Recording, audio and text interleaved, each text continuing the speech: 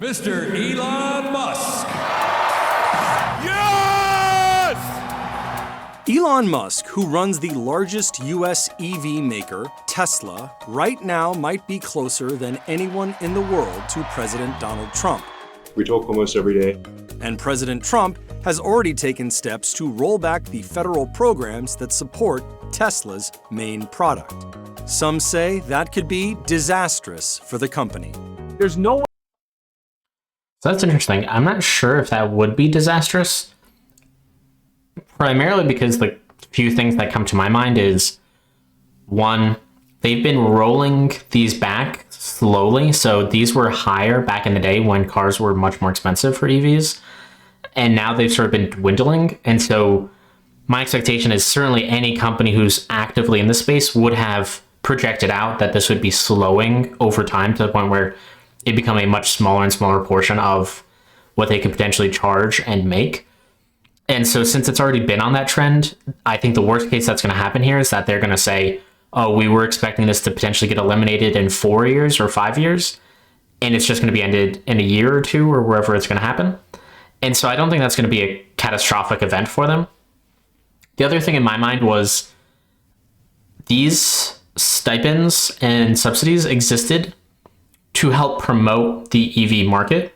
So this was where they were anticipating this to be a very expensive upfront cost for companies to start investing in, an upfront cost for consumers, and that they wouldn't have really gravitated towards these products without some type of incentive for them. But now these vehicles are getting much more abundant, much more affordable. The manufacturers are actually sort of set in up, and so that they know how to maximize their margins from all the work and the years that they've put into this. If anything, I would assume that this is actually sort of better for Tesla, because this would make it harder for incumbents to come in and start from scratch without those incentives, or at least compared to what it was like a few years ago. So I'm a little skeptical of where they're potentially taking this, but I would be surprised if Tesla was going to be demolished due to the subsidy going away. Way you can spin this positive, it's a huge negative for Tesla. He funds the rest of his empire through Tesla stock sales or Tesla borrowing against Tesla stock. Cut off your nose and spite your face doesn't make a lot of sense, but it's all about power for Elon. On the other hand, Tesla has been moving into autonomous vehicles and robotics, new businesses that bullish investors say could double Tesla's market value. You think another $1 trillion in market cap from here? I mean, Cal, I think the golden goose is autonomous. CNBC dives into the Trump administration's moves on EVs and how they could help or hurt America's largest EV maker and President Trump's right-hand man.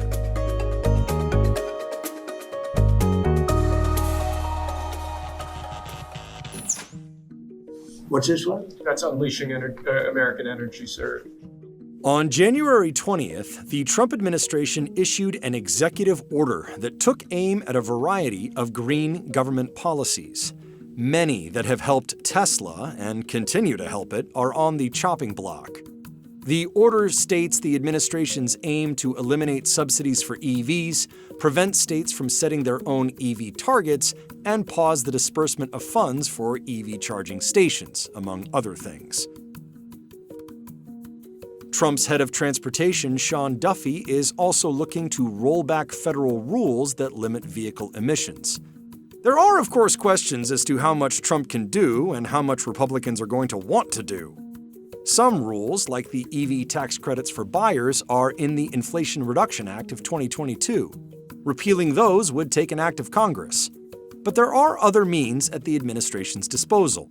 Say you are a company that has an approved loan from the Department of Energy that hasn't been funded yet. You're a small company that's relying on a DOE loan and they decide not to fund it. What's your recourse? This comes, of course, after automakers have announced investments worth more than $200 billion in American EV and EV battery manufacturing over the past decade. You're going to see a recalibration, for sure. I would be surprised if you'd see a total unwinding, just because that would be detrimental to so many parts of the country, particularly districts that are represented by Republicans. I think that some other CEOs sitting in China and other part of the world are sitting there and smiling, because while here the uncertainty is slowing down changes and innovation, over there it's not. And by the time we will get our act together and figure out what's going on, they will take over the global market. There are two ways to interpret how all this affects Tesla. Think of the first as the bear case. Some people we've talked to say this is ultimately bad for Tesla. Very bad. But some say it could help. Let me go through them each individually.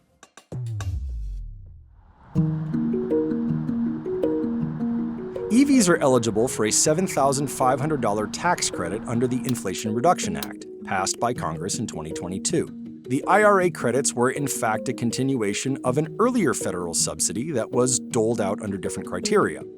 The IRA rules place limitations on which vehicles are eligible for the credit, depending on the circumstances. They have to be assembled in America, and they have to be under a certain price point, among other things. There are ways around the rules. You can still get the credit if you lease rather than purchase an otherwise ineligible car. Elon Musk was reportedly not that fond of the subsidies and said on Twitter, now called X, back in August 2024, "Take away the subsidies. It will only help Tesla." As of February 2025, at least one variant of every model Tesla sells is eligible, more than any other automaker. If Congress... Yes, this is where he himself is saying that it's going to benefit him. Likely, I would assume that this is a much smaller benefit for Tesla because Teslas are also very, very expensive. And so the subsidies aren't that much in the grand scheme of things. Like, it's not tens of thousands of dollars where it would noticeably drop down the price tag of a Tesla vehicle. But if you're getting a more affordable vehicle that's maybe like 30, 40,000, if you get hundreds or maybe low thousands of dollars for some type of tax rebate or refund or subsidy, that's going to have a much larger percentage adjustment towards the purchasing price. And so I actually don't know how this statistic breaks up per manufacturer, but I would suspect for Tesla it probably doesn't matter as much because maybe for their cars they're giving out basically a 5% discount, but maybe for something cheaper it's like a 10 or 12% discount, which is going to make that much more attractive compared to a Tesla just for those subsidies alone. That's the EV tax credits. Musk's prediction might prove true, at least in the short term. Tesla has the largest US market share, but data indicates sales have dropped and rivals are encroaching on its territory. Tesla's the only one making money. They can afford to incentivize sales and cut. Yeah, I think for me, I've definitely noticed sort of a drop in prestige of Tesla. I think one, they were just so expensive and they were so new and limited when they first came out that I think that added some appeal. And also you were sort of like a trendsetter. You were an early adopter of autonomous vehicles, of electric vehicles. And I feel like Tesla's edge has sort of shrunk compared to other automotive manufacturers, just because there's more autonomous features in a standard car. There's more hybrid or electric vehicle options at a variety of manufacturers. And so there isn't as much of a lead for Tesla, in my opinion. And also they've become so much more abundant where these were so rare, maybe 5-10 years ago, where people, like if you had one, like people were jealous of you. Even if they went to go buy one, they might have to wait 2-3 years to get one. Now they're so abundant, especially getting through those backlogs, them expanding. Now I feel like I see these all the time. And so it doesn't have the same allure as something that is kind of ahead of its time, that's very sort of luxurious or at a high price point that kind of can signal to other individuals that you have money or some type of prestige or whatever you're looking for. So at least in my personal opinion, I feel like Tesla gets much less discussed nowadays, at least from people who would be buying them. At least I know coworkers who have had and purchased these in the past. And when 5-10 years ago, when they were rarer, I feel like everybody was sort of talking about this, maybe thinking about getting one. Now I don't think I barely hear anyone in my work or professional group that talk about Teslas. And they, I would assume, would be one of the key target demographics for this. So for me, that's a huge sign that they're not growing as they should be, and that they had sort of a head start and they're losing that head start. Cost. The only one at scale and scope that could profitably make a car at $30,000, $35,000 is Tesla. Gives them that much more of an advantage. That's why I've always viewed it. You pull the EV tax credits, negative for the industry for EVs, positive for Tesla. But over the long term, overall declining demand for EVs could be costly for Tesla as well. The current volatility the car maker is experiencing isn't helping either. You think that you want to play some sort of long game, and legacy OEMs will see what's going on in Washington and move. Yeah, they're referencing his involvement with the government. This could also just be a political thing where it could be polarizing. I know Trump, as a presidential candidate and a president now in office, is a divisive candidate. And so I could see where most of the people who I picture as owning a Tesla would be like some tech person in California is like peak Tesla owner in my mind. And those people are probably Democrats. And so I assume that some of them probably are sort of boycotting the system based off of what he's doing and his involvement with Trump. So I'm not sure if this is necessarily showing a broad shift for Tesla in EVs. This could just be, once you're a public figure, you might have more authority, you might have a different and potentially stickier audience going forward, but also you might become more polarizing, and I think that might be what's happening to Elon Musk now. Move away from EVs, that is bullish for Tesla to continue to dominate a small section of the market that's buying EVs.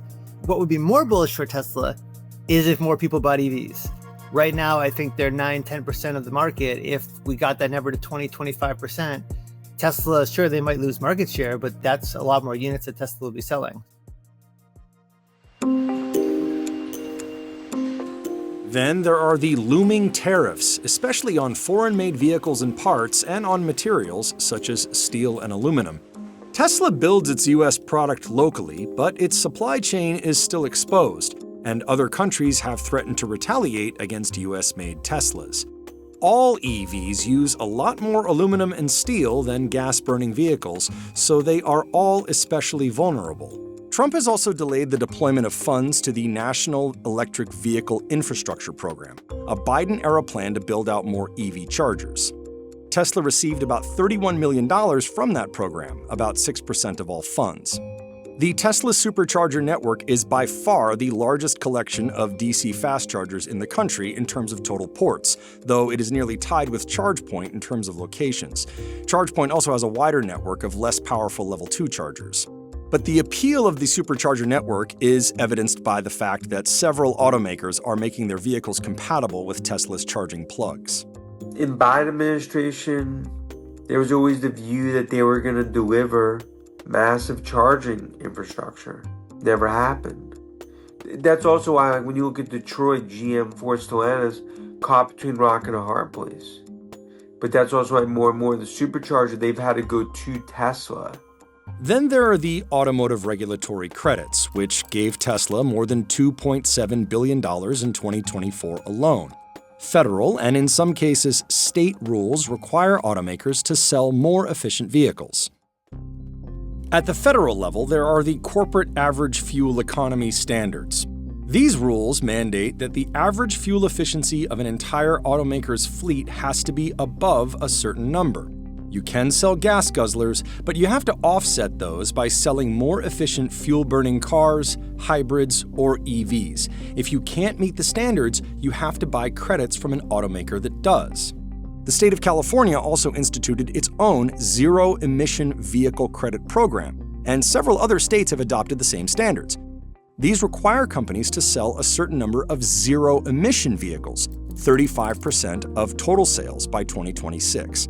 These states are able to do this because they have waivers from the Environmental Protection Agency allowing them to set their own standards. Those are the waivers the Trump administration has taken aim at. Those federal CAFE standards are the ones U.S. Secretary of Transportation Sean Duffy has said he wants to reevaluate.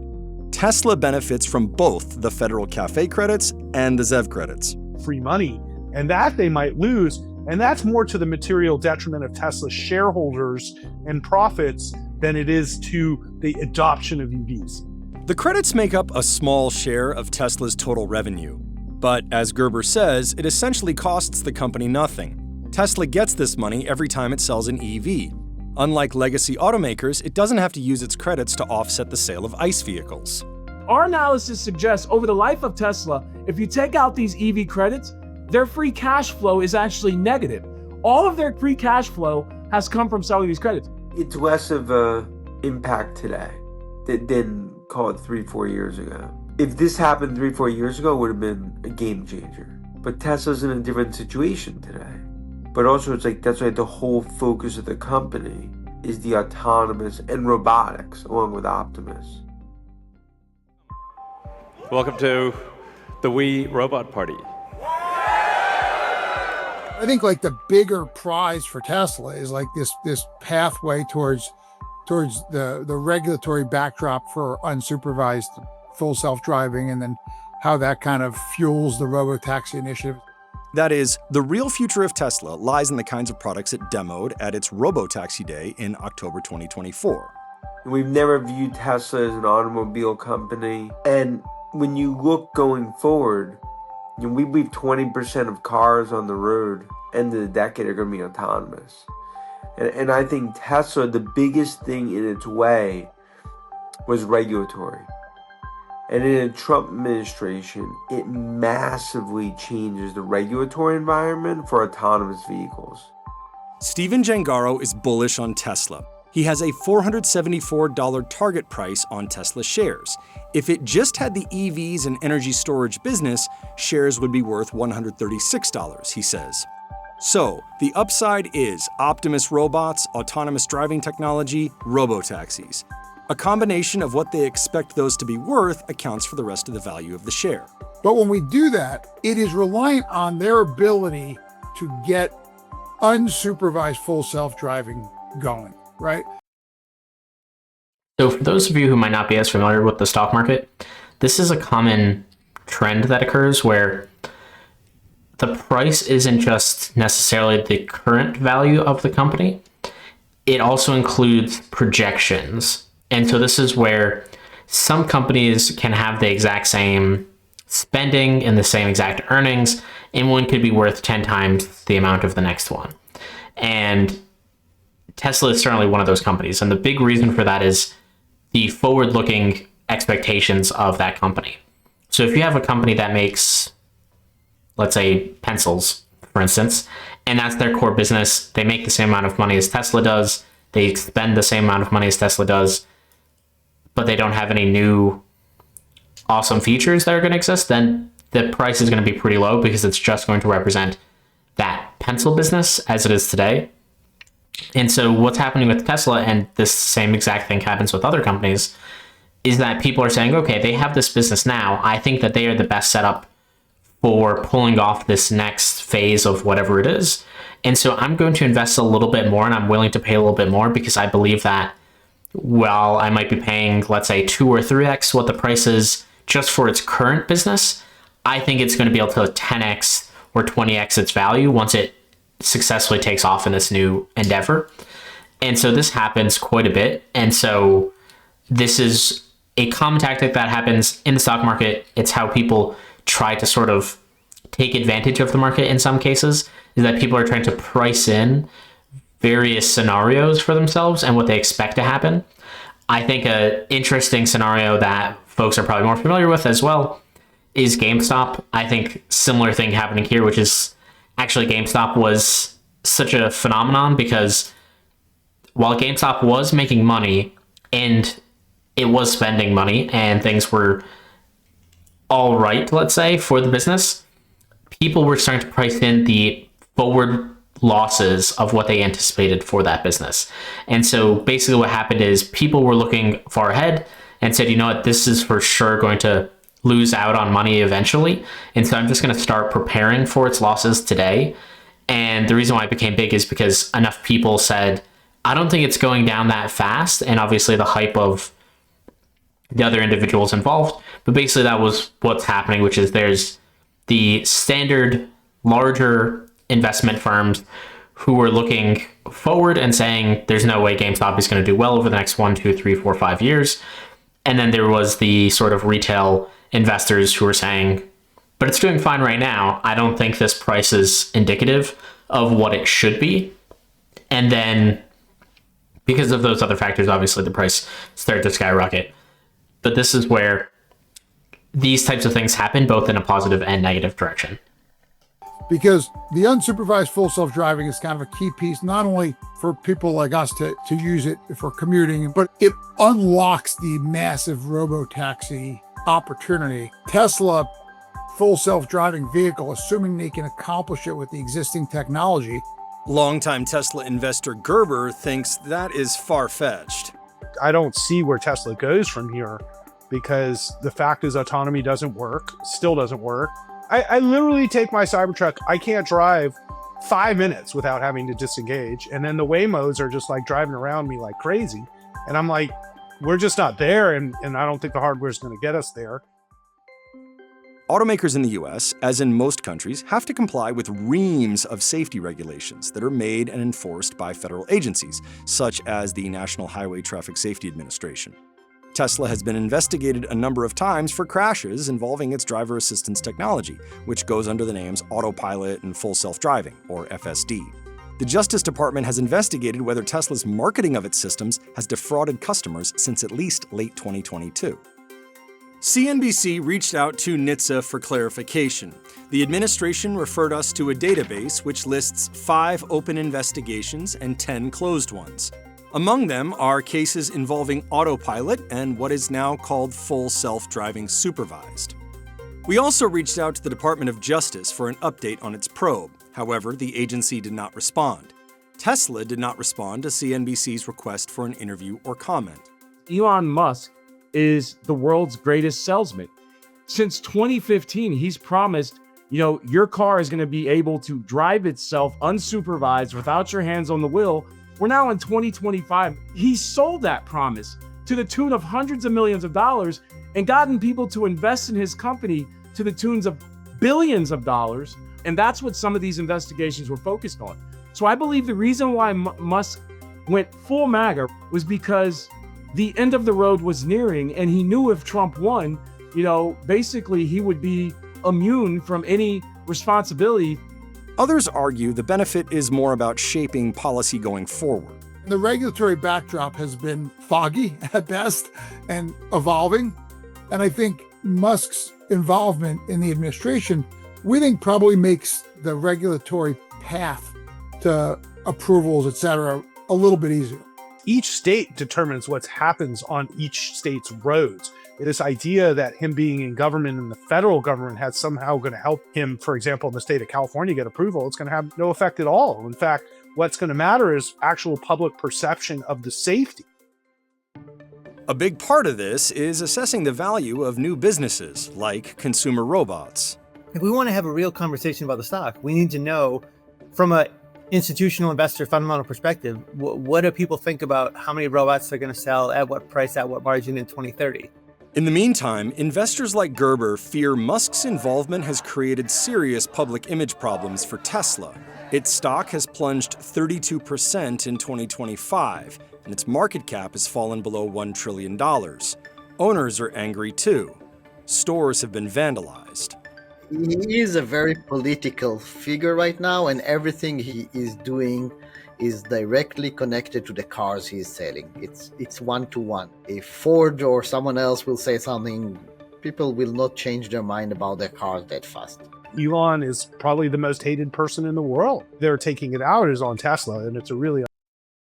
Wow, that's a strong statement. The most hated person in the world? I'm sure some people dislike him, but I don't know, I would have assumed maybe Trump himself probably would have been higher on that list. I'm sure there's other leaders in the world that could also probably be pretty high on this list. I guess I'm surprised that some of these people seem to be particularly anti-Elon. I actually don't know.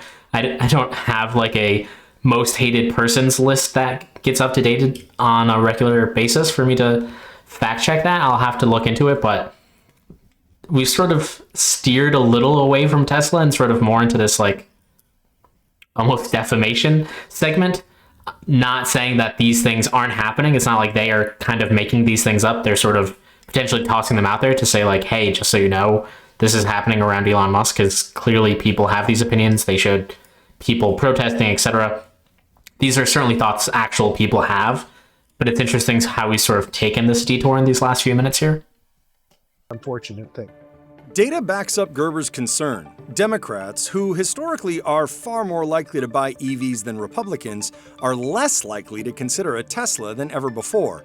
However, that trend has flipped for Republicans.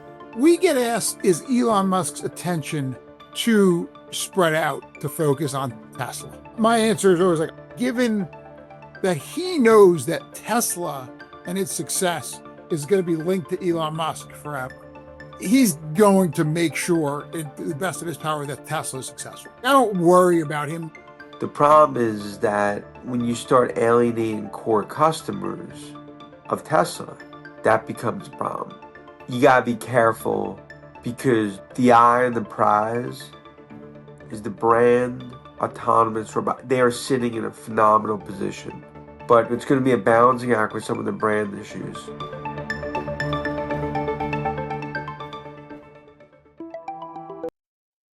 Thank you for watching. If you've enjoyed what you've seen, please hit like or subscribe.